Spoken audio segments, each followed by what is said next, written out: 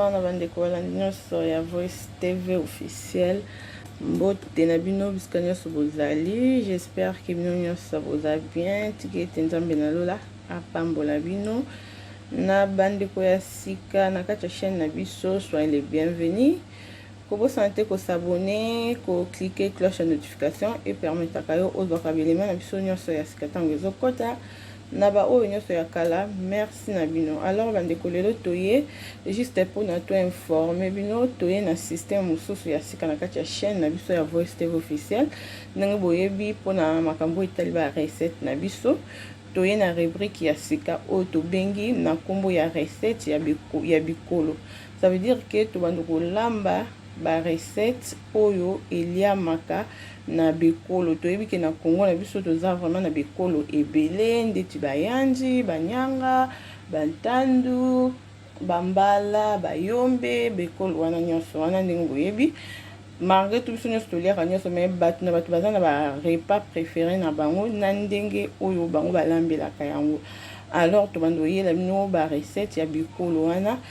Problème ezali siko boye soki totie recette ya ekolo wana bandeko oyo ya ekolo wana okuta na recette koko isa bendele te, aimer, partager, en plus commenter.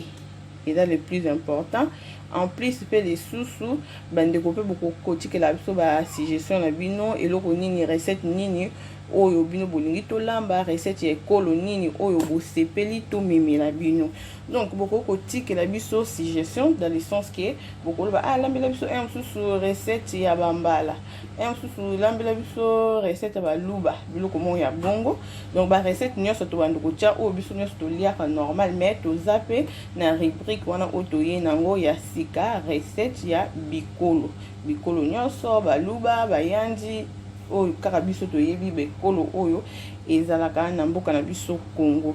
Donc soko kuta na vidéo oyo kozanga te ko partager ko aimer bato nyonso bayeba eloko ya sika oyo tomemeli bino na kati ya chaîne na biso. Soko sepeli nango ndeko kozanga te kotika commentaire na yo bobanda déjà ko partager bobanda déjà kotika ba suggestion na bino biloko ni ba recette ni oyo bino bosepeli to memela bino ya bikolo ni oyo bosepeli to memela bino. Ndeti to bandaki déjà na recette ya bayombe oyo toyebi keza plan préféré na bango ya ponda madesu.